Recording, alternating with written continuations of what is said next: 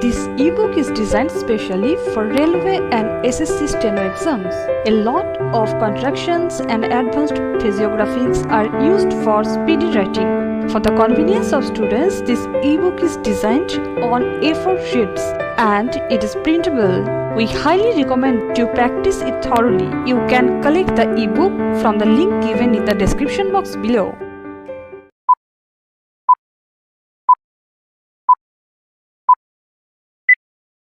Sri K.T.S. Tulsi, Learned Senior Counsel, appearing for respondent number 7, submitted that on similar allegations, this court had directed CBI to initiate criminal proceedings against his client and criminal prosecution has been launched and ended in logical conclusion.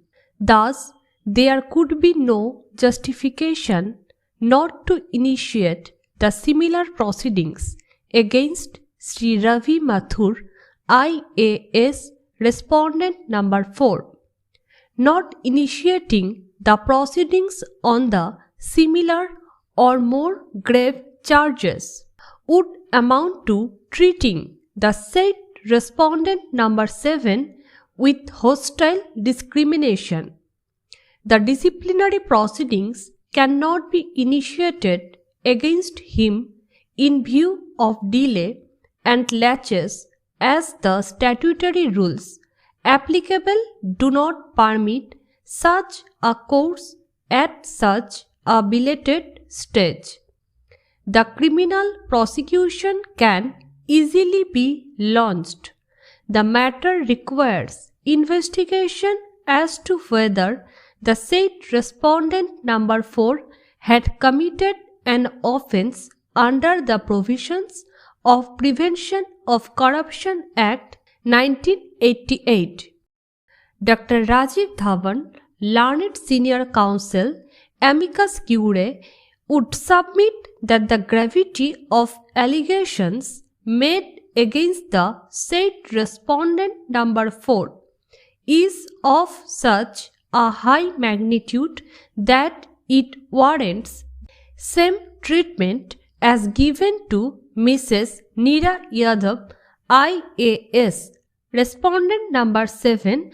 Dr. Dhawan has taken us through all the proceedings, including the reports of the Chairman, Board of Revenue and K.T. Thomas Commission, and submitted that it is a fit case directing the CBI to conduct inquiry against the respondent number 4.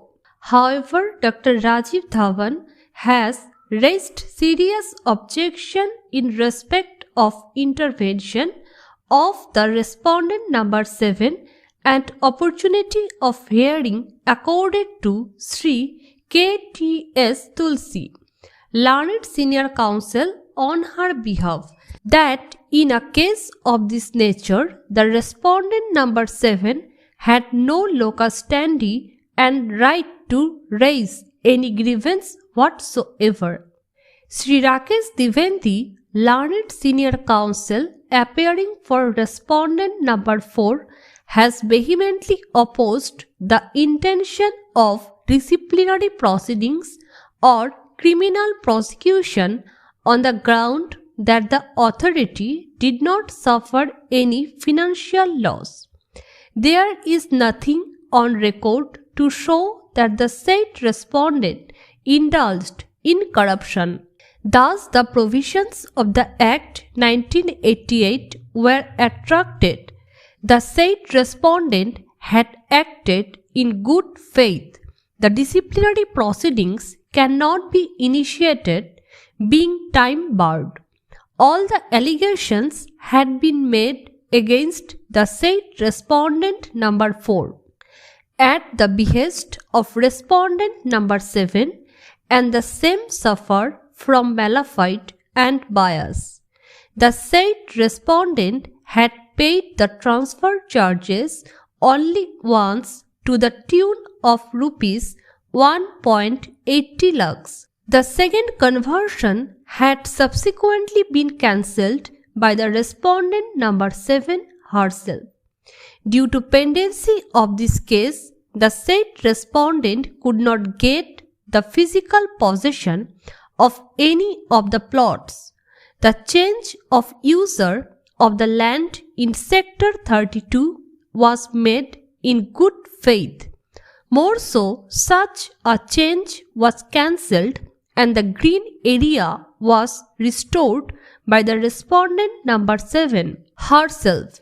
The contract given by the respondent number 4 to certain contractors had been at the rate on which they had been working earlier. Thus, the authority did not suffer any loss whatsoever. If you have liked the video, hit the like button and consider subscribing.